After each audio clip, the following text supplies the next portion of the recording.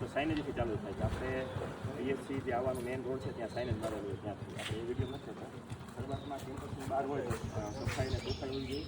બહારની બાજુએ અહીંયા સારો વિનામૂલ્ય આવે છે. એક તો પાર્કિંગ છે એ પછી વ્યવસ્થિત લાઇનમાં પાર્ક કરવું એ પાર્કિંગને થઈને જોવા જોઈએ. થોડી ઘણી સ્પેસ હોય તો આઈસી પણ આ ચેન્જ કરી શકાય. અંદર સ્ટેરી હવે આવું ને એ પેન્ટ કરવાનું હોય છે ખાસ. બરાબર, અને ખાસ ઉપર જ આપણે બોર્ડ હોય છે એ લાઇટવાળો બોર્ડ હોવો જોઈએ. અને આ બીએસસી એનપીએસ સર્ટિફાઈડ છે એટલા માટે એનપીએસનો લોગો આપણે લાઇટવાળો લગાડવાનો હોય છે બહાર ડિસ્પ્લેમાં.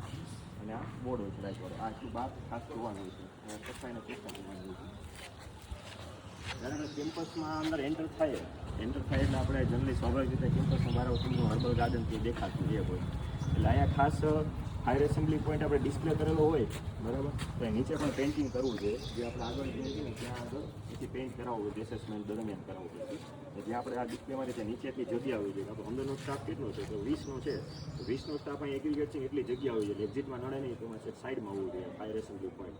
નીચે વોલમાં નીચે ફ્લોરિંગમાં પણ દોરેલું હોવું જોઈએ. પછી આ રેનવોટર હાર્વેસ્ટિંગ માટેના પાઇપ ઉતારેલા છે એ દેખાય છે.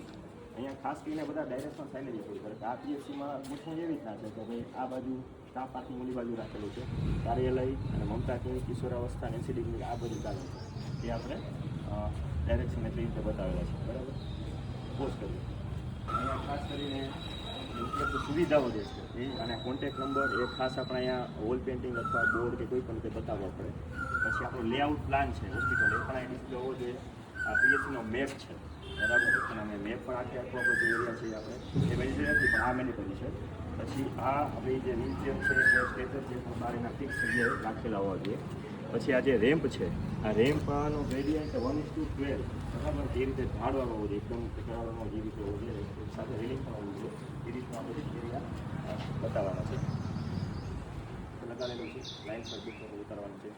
અહીંયા સામે એમ્બ્યુલન્સનું પાર્કિંગ છે તો ત્યાં પણ સાઇનેજ મારેલા છે, નંબર પણ આપેલા છે. તો એમ્બ્યુલન્સ પાર્કિંગ હર્બલ ગાર્ડન છે તે આપેલું છે. હર્બલ ગાર્ડનમાં અંદર અહીંયા પ્રવેશના જે પણ ગાર્ડન હોય તે કંઈ વૃક્ષ છે અને એ વસ્તુ આપણે લગાડેલી હોય છે સાઇનેજ માટે.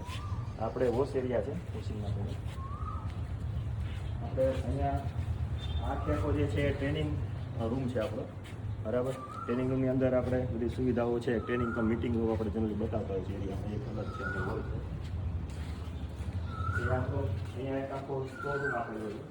ગાડી નથી પેલા સ્ટોરરૂમની અંદર પણ અગર ખોલી નથી બતાવતા સ્ટોરરૂમની અંદર પણ બધી વસ્તુઓ કબાટ કરેલા છે ને એમાં બધી વસ્તુઓ ગોઠવેલી હોવી જોઈએ કે જે કામની અને વર્કિંગ કન્ડિશનમાં હોય પણ ઓછી વપરાતી હોય એ જ આપણે સ્ટોરરૂમમાં રાખીએ. બાકી બધું કન્ડમ એરિયામાં દર મહિને રેગ્યુલર પોલિસી મુજબ નિકાલ કરી દેવાનો છે. આ બાયોમેડિકલ સ્ટોરેજ એરિયા છે એનું પણ જે વોશ કરી એનું પણ લિક્વિડ વેસ્ટ મેનેજમેન્ટ કરવું પડે એટલે એની પણ રીતે ગોઠવણી કરેલી છે. અને આ હેચરી છે એનપીએસમાં કંઈ માગેલી નથી બરાબર. આપણે જનરલી આજની જરૂરિયાત મુજબ આપણે બધે બનાવેલા હેચરી છે. અને બાયોમેડિકલ વેસ્ટના એરિયા આ રીતે એરિયા સ્ટોરેજ બનાવેલો છે. એને પણ ધારો કે અંદર ટ્રોલી લઈ જવાની એનો પણ રેમ આપેલો હોય છે. તે પીએચસીનો પાછળનો એરિયા છે. ઉપર જવાની સીડી છે અને ઓક્સિજન પ્લાન્ટ આખો લગાવેલો છે ફેબ્રિકેશનમાં પેક કરીને. ઓક્સિજનનો પ્લાન્ટ છે એ છે બધા. અને એમાં જે છે ટ્રોલી મોટીની ટ્રોલી રહે છે ને જે પોતા સૂકવાની જગ્યા સામે પોતા ટીંગાય છે આખી એરિયા અલગ બતાવેલા છે. આવી રીતના જ્યાં પબ્લિક પ્લેસમાં નડે ને એવી રીતે અલગ જગ્યાએ આપણે સેપરેટ બતાવી શકાય છે. તો આ રેઇન વોટર હાર્વેસ્ટિંગની છે આની ચેમ્બર છે. અહીંયાનો એક બોરવેલ કરેલો છે એ પ્રમાણે આખું બતાવેલું છે. આ પીયુ દ્વારા કરેલી વસ્તુ છે.